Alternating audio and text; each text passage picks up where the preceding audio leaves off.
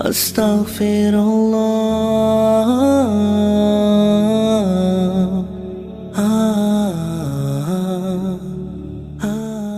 assalaamu calaykum maanta waxaanu kaga hadli doonaa muuqaalkeenan boqoradii badda ee ka talin jiray albaxrul abyad almutawasit amba mediterranean seaga waxa uu dagaal ba-aan ku jabiyey gaashaanbuuraysi ka dhexeeyey wadamada faransiiska sbain venesiya iyo burtuqaal si uu u noqdo boqorka badda mediteraneanka iyada oo aanay cidna kula xifaaltamayn muuqaalkeenan maantuna wuxuu khuseeyaa ninkaad magaciisa in badan maqasheen ee la idhaahdo khayrudiin barbarosa iyo walaalkii caruuj barbarosa.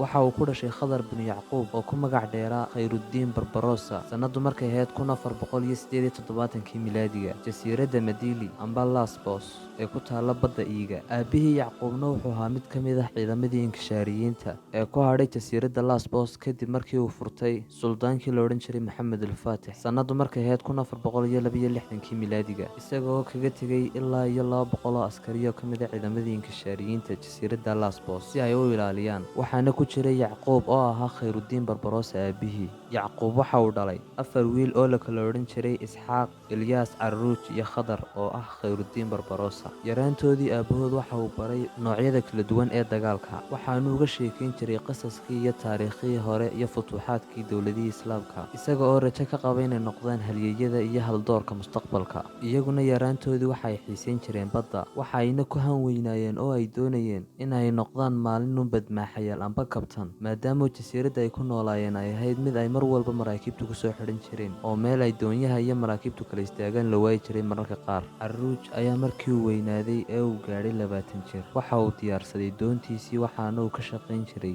ganacsiga. markii dambena waxaa kaga dayday walaalkii khayrudiin oo isaguna safarkii iyo ganacsigii bilaabay. markuu da'daas gaadhay ilyaasna wuxuu madax ka ahaa doonta walaalkii caruuj laakiin wakhtigoogaas baddu aamin may ahayn keliyatana waxaa ka shaqayn jiray amarka ninka xoogga weyn. haddaad awood u leedahay inaad xoolahaaga ilaashato cidna kugumay soo dhacayn laakiin dadka ganacsatadii caadiga ah inta ugu badan burcadbadeed baa heli jirtay oo xoolahooga dhici jirtay. wakhtiyadaana waxaa caan ahaa oo jiray qori la odhan jiray fursaanu shoofaale oo ay shaqadooduba ahayd keliyata inay dhacaan doonyaha iyo maraakiibta ay dadka islaamkii leeyihiin. markay doon qabsadaanna dadka saaran waxay ka dhigan jireen addoomo ama qaar uga shaqeeya maraakiibtooda. haddaba mid ka mid ah safaradoodii ganacsiga iyagoo kasoo noqonaya trablos oo ku socda lasbos ayaa waxaa dhexda ka helay burcadbadeedii rodos kuwaasoo ahaa burcadbadeed isbaanish ah islamarkaana wixii doonyeeyag maraakiib ganacsi ah ee ay arkaan qafaashan jiray. dagaalna way la galeen laakiin waxay ku jebiyeen tiro badnaan iyo inay u diyaarsanaayeen dagaalka oo ay markii hore ugu sii talagaleen. haddaba markii ay dagaalkii kaga adkaadeen waxay qaateen dhammaan wixii ay haysteen dadkii oo dhanna way laayeen marka laga reebo kabtankii doonta oo ahaa caruuj. walaalkii ilyaasna xaggaasii ku dileen. muddo kadibna waxaa soo gaadhay khayrudiin barbarosa war sheegaya inay burcadbadeedii qafaashteen walaalkii caruuj.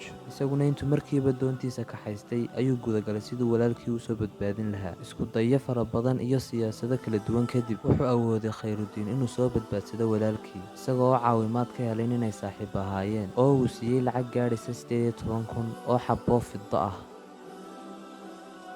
intaa kadibna khayrudiin iyo caruuj waxa ay bilaabeen inay dhacaan maraakiibta iyo doonyaha ganacsiga ah ee ay dadka isbaanishkii leeyihiin. waxayna labadii nina walaalaha ahaa u bandhigeen waxqabadyadooda mid ka mid ah umaradii dowladdii cuthmaaniyiinta waxaanu ahaa amiirkii la odhan jiray qoorqod ee uu dhalay suldaankii bayaziid athaani. walaalahana ay ahaayeen suldaankii la odhan jiray saliim al awal isagaana garab istaagay oo siiyey doonyo iyo maraakiib ay kula dagaalamaan kiristanka ku nool jasiiradda rodos. aadna way iskugu fiicnaayeen oo way kaag dhowaayeen laakiin markii uu xilka qabsaday awal ee uu dilay walaalkii qorqoodna way iskaga tegeen khayrudiin iyo caruuj. inta ay kaxaysteen doonyihii iyo maraakiibtii ay haysteen ayay u kaceen xaggaas iyo dhulka tuunis. markii ay xaggaas gaadheenna waxay furteen jasiiradda garba oo ay ka qaadeen xukunka saliibiyiintii xukumayey. intaa kadibna waxay u bandhigeen waxqabadyadoodii suldaankii haystay addowla alxafsiya ee la odhan jiray suldaan maxamed almutawakil. isaguna wuxuu siiyey waxoogaa doonyo ah waxaanu u ogolaaday inay adeegsadaan dekedda xalqulwaadi ee ku taalla tuunis waxaana ku soo biiray walaalkood Isxaaq. Haddaba taariikhdu markay ahayd 1512 milaadiga, waxa ay bilaabeen Khayrudiin iyo Carruuj Barbarossa jihaadkii badda, waxayna ka bilaabeen wadamada loo yaqaano Almaqrib Alislaami. 20 sano ka hor waqtiga ay yimaadeen Khayrudiin Barbarossa iyo walaalkii Carruuj, waxaa qabsaday magaalada Qarnaada la yidhaahdo dowladda Isbaanishka. dadkii muslimiinta ahaana dulmi badan bay u geysteen. markii ay damceen dadkii muslimiinta ahaa ee Andalus degnaa inay ka baxsadaan dulmigan oo ay tagaan wadamadii ay jaarka ahaayeen ee Aljeeriya iyo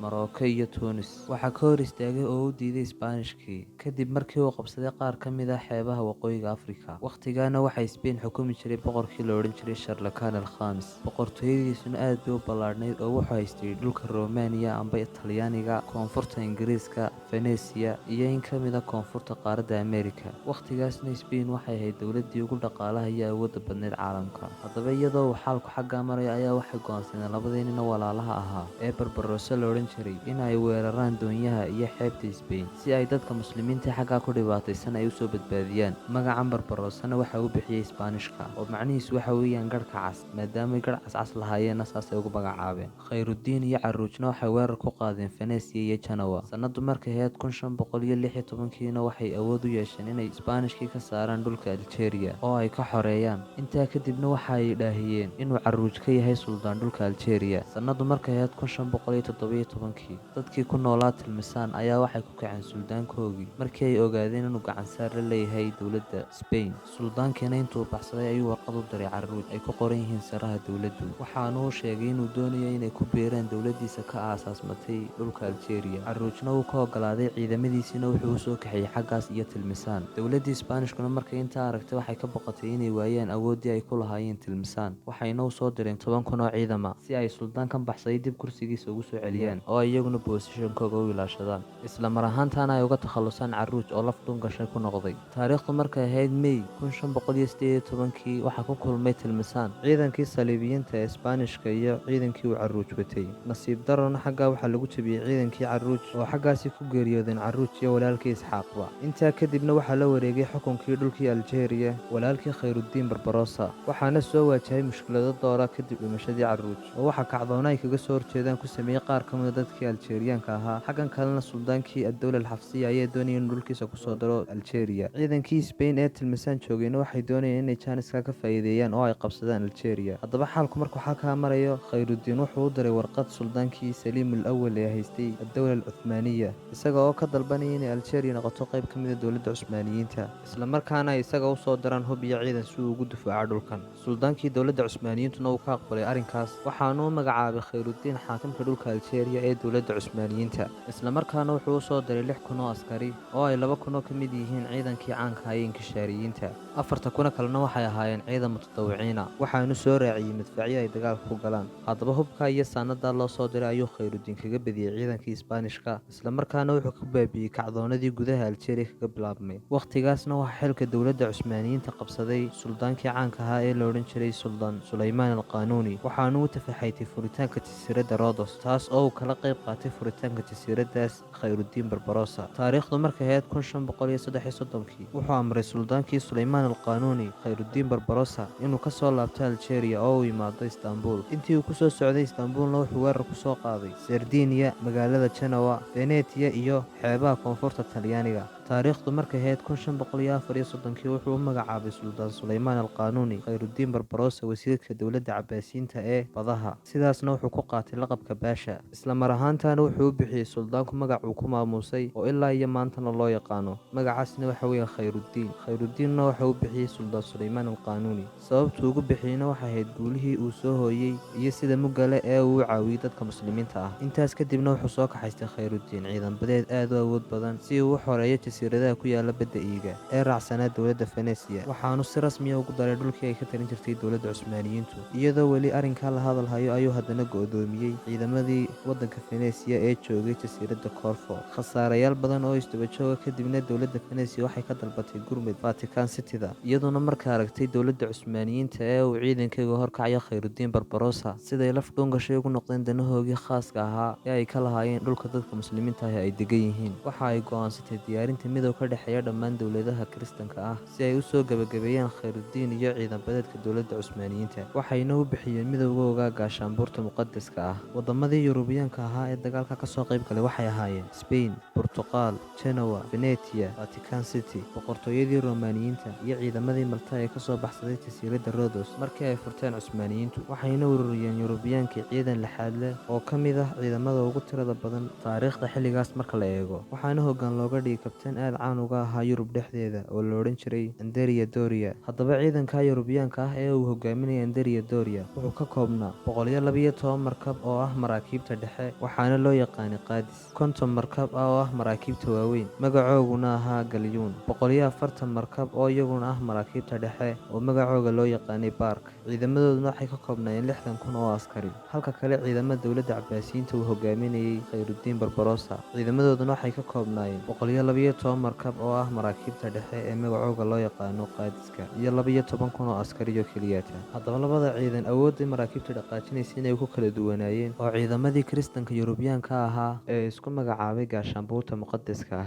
Ciidankoogu wuxuu ku tiirsanaa awoodda dabaysha oo maraakiibtooda sharacya ku wada xidhnaa. Xagga kalena ciidamada dowladda Cusmaaniyiinta ee uu hogaaminaya Khayrudiin Barbarossa ay ku xisaabtamayeen awoodda ciidamadooda oo ay ku riixayeen maraakiibtooda qoryo. Dagaalkaasna waxaa la odhan jiray Bruza oo waxaa loogu magac daray bartuu ka dhacay. Dagaalkaasna wuxuu bilaabmay 22 Sebteembar 1538, wuxuu socdaba oo ay labada ciidan is hor fadhiyaan. Ugu dambeyntii wuxuu gabagaboobay 28 bisha, waxaanu ku dhammaaday guusha Cusmaaniyiinta. Yurubiyaankii markii hore duulaanka soo qaaday wuxuu khasaaray 300 oo qof oo laga qafaashtay, 10 markab oo laga burburiyey baddu laqday, iyo 36 markab oo laga qabsaday. Xagga dowladda Cusmaaniyiintana khasaarihii soo gaadhay uu ahaa 400 oo shahiid iyo 800 oo qof oo dhaawaca. Xagga maraakiibtana waxba lagama qabsan, waxna kama baabi'in. Taariikhdu markay ahayd Oktoobar 1540 miilaadiga, waxay kala saxeexdeen dowladda Cusmaaniyiinta iyo Venetia heshiis nabadgelin ah. Shuruudahana waxaa ka mid ahaa in dowladda Venetia ay bixiso jizyo gaadhaysa 300,000 oo xabbo dahab ah. intaasaynu kusoo koobaynaa taariikhdii ballaadhneyd ee uu lahaa halyeyga islaamka ahaa ee la odhan jiray Khayrudiin Barbarossa. subxaanaka allahuma wabixamdik ashhadu an laa ilaaha illaa anta astaqfiruka waatuubu ilayk.